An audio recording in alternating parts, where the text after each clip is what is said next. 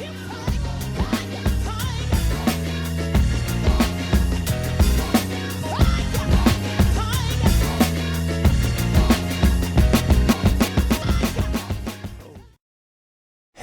fellow egoists, today we're going to talk about Rin's eyes in the U20 match and what exactly they represent about his growth. With Rin's recent appearance in the manga after around 2 years of disappearance, people are more than hyped to see his return while also curious about his newfound growth. And this video will act as a segue into this before I make a short series about what we can expect out of PXG. Before actually diving into what those eyes are, we need to say one thing. The different eye designs in Blue Lock are there to show us what the user's mind state is at the moment. In that sense, we can divide eye designs into two types. The eye designs that show us that someone is using an ability based on their vision, such as the Predator Eye or Metavision, or that someone is in a certain mind state, such as flow, playing by reflex, etc. And the most important part to note is that the eye designs for vision-based abilities are always static. The feeling-like pupil of the Predator Eye or the grid design of the Metavision never change, and this is our first clue to the fact that the eyes of Rin aren't related to an ability. As we see with the examples shown on screen, Rin's eyes actually change in design as time goes on, with the vortex-like effect closing in more and more on the center. So if it's an eye design that we have already seen, then it's an eye design that has some movement incorporated in it. And there's already one design that we have that fits the bill exactly. The spiral eyes that we regularly see in the first selection and onwards. And the piece to prove that this is indeed the spiral eye lies in the Team W match when Isagi decides to follow his ego to stop Nico from scoring. As we see when we play this scene in slow motion, the design clearly resembles Rin's eyes, so we can conclude that Rin's eyes are actually doing the transition from the normal to the spiral eyes. Now that we know what they are, that doesn't tell us the full story. Why are his spiral eyes not fully closed? For that, we first need to know what do the spiral eyes represent. For this, we can go at the beginning of the manga, chapter 3 to be exact, and read the monster dialogue as I like to call it. In this discussion between Bachira and Isagi, we learn about Bachira's monster. At the time it feels weird to us, but as the story goes on, we learn that Bachira's monster is actually just an expression of his original ego as a striker. What we also learn is that all great strikers have a monster inside of them. They have an original ego that's deep inside of them, and this is the proof that they have the potential to become great strikers. And so just in this, we have something pretty interesting. Bachira is able to tell who has an underlying ego worthy of being called a striker's ego. Though what's really important to understand what the spiral eyes are comes right after. As Isagi gains courage, he tries to tackle Bachira and has the spiral eyes. The key to understanding is Bachira's quote. "Yeah, like that, your eyes look like that back then." And what is he referencing? When Isagi shot Kira with his direct shot, and most importantly, what did Isagi say when he thought about that moment? That he listened to a him he didn't know. He listened to his monster, his original ego. And so we have our answer. The spiral eyes are showing that someone is fully following their original ego, but most importantly that this person has an ego that can lead them to becoming one of the best strikers in the world. Strikers are born, they cannot be created. And those who are indeed worthy of ever becoming strikers will have the spiral eyes appear at one point when they're following their ego as a proof of that. With this, we can learn what the ego of characters are by analyzing their quotes when they're having the spiral eyes, since those quotes come from their deep ego, and generally the spiral eyes, when looked at through this lens, give us great insight into each character. One of my favorite details about them has to be the fact that we regularly see Isagi having the spiral eyes while using Metavision, to show that whenever he's playing, he's fully following his ego. I've got a series that analyzes this called Understanding Ego, which I'll link below. I recommend it, check it out, since after all I was able to fully predict Hiyori's evolution down to the T, so give it a watch.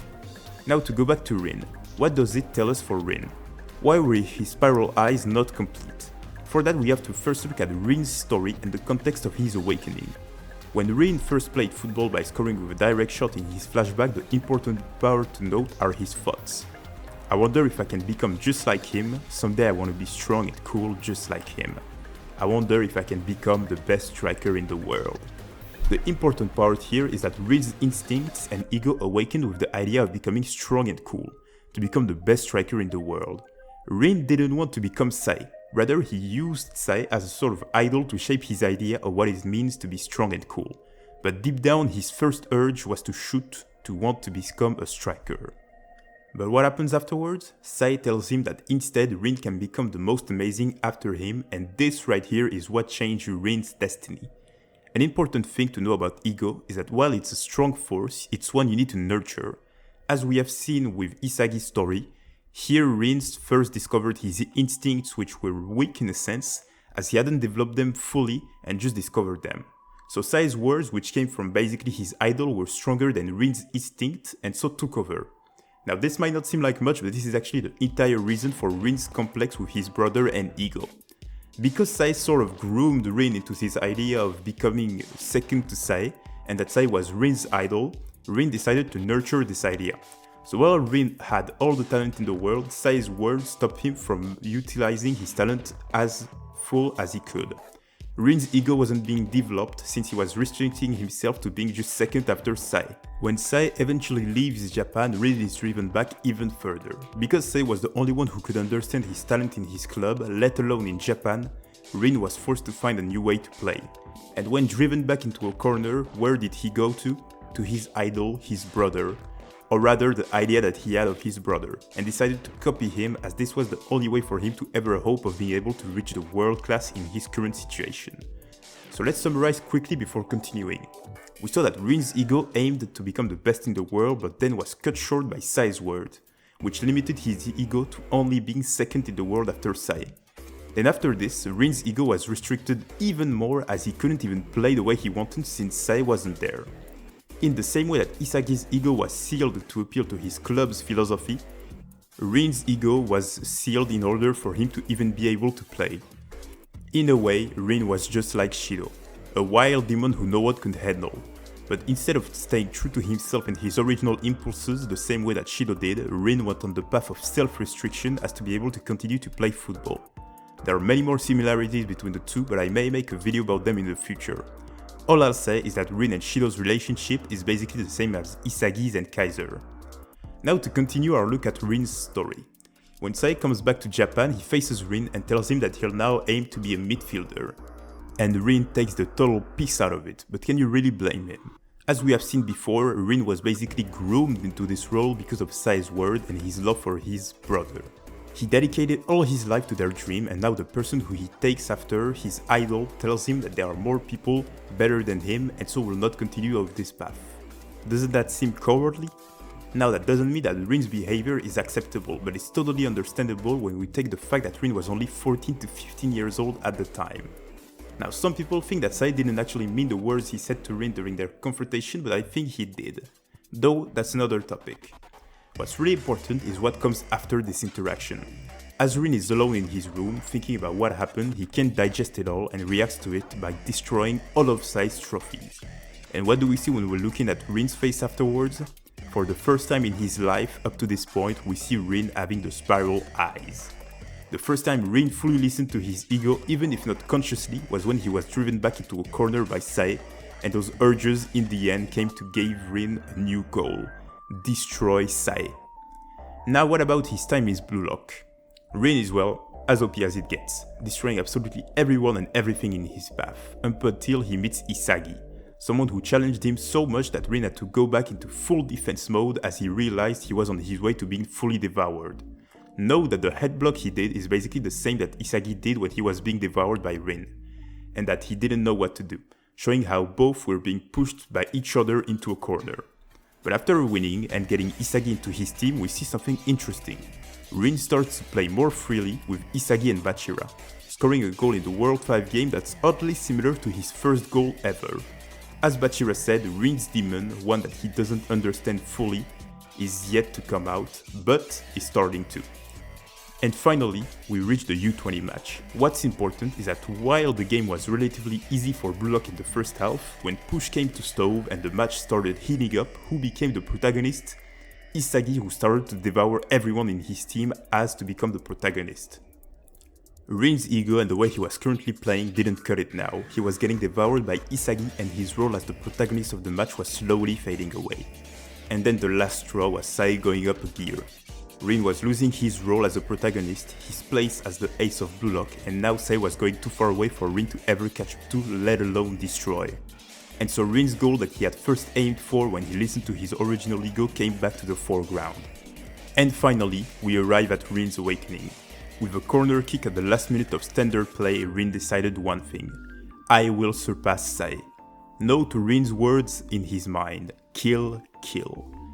By using Metavision, he finds the one to crush, Aiku, looking at him with the spiral eyes, and by doing so, following his ego of wanting to crush others at their best. He aims to beat Aiku in a physical 1v1 duel. And he does so, but because he was so focused on destroying Aiku instead of immediately going for the ball, it was just outside of his reach.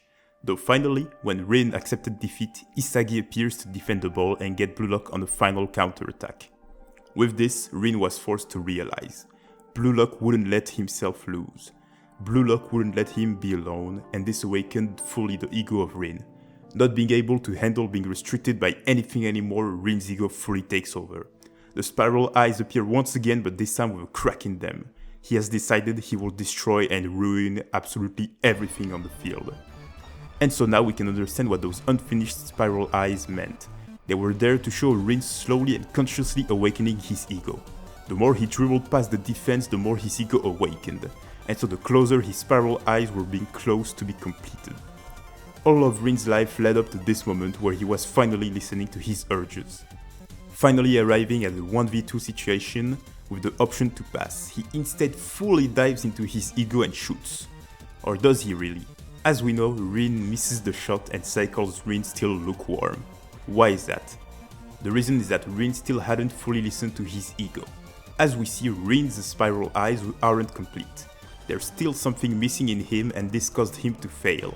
There was something in Rin's ego in that moment which made it so he couldn't become Japan's hero and beat his brother. So what is it that he lacked? The answer is in the final face-off against Sai and Sai's words. In this face-off, Rin finally does the most important thing that he forgot to do right before. Rin was just trying to destroy his past but didn't cut his ties. What I mean by that is that he was trying to destroy everyone as a way to prove himself to those he deemed as rivals, partner, or his brother. But here he finally gives it up. Fuck everyone, fuck everything, I'm not just an object in your lives. I can't stand being Saitoshi's brother anymore, I'm me. Trust this anger, abandon your body to those destructive urges, I'm Rin Itochi, the egotistic destroyer. With this, Rin's awakening is finally complete. What he lacked in his face-off against Aiku was exactly that. And the reason he couldn't score and become Japan's hero was that his ego wasn't ready for it. Before being able to go beyond Japan, Rin had to go beyond Sai. He had to go beyond his ties and finally look at himself through his own lenses, letting everything go and diving into his urges without a care for who will be the one on the receiving end. While he did let his urges take over during his counterattack, he was still aiming for revenge on a personal level. But by finally becoming his own person and following his ego without restriction, Rin was finally able to pull it off. As Sai said, only when you are not my brother anymore will you be able to surpass me. Rin did it, he finally beat Sai. And after deciding to become something new and going to the nail as a striker for PXG, what do we see? Rin with the spiral eyes scoring the same shot that Sai called naive and tepid before. With this, Rin is finally able to fully use his talent, to stand on the world stage as Rin Itoshi the Destroyer. There's a lot more to say, but I prefer to stop here. I eventually plan on making a series where we'll look at what can we expect from PXG and Rin for their match, so stay tuned for that. But also this video was focused on Rin's viewpoint of the story, but this isn't the full one. To see it, we need to dive into Sai's point of view, and which we will do as another video. Hope you enjoyed the video, and thanks to Metezori for making the quick update of this thumbnail and Siyorix for letting me use his art for it. If you enjoyed the video and want to talk more in depth about all this, I recommend checking out the Discord server of the channel where we regularly dive into the in-depth discussion about Blue Lock, and also checking out my Twitter when I usually post drafts about future videos. I also recommend checking out my newest video about Isagi's play in the Menshine match, it's a delight. And with that said, have a great one, fellow egoist.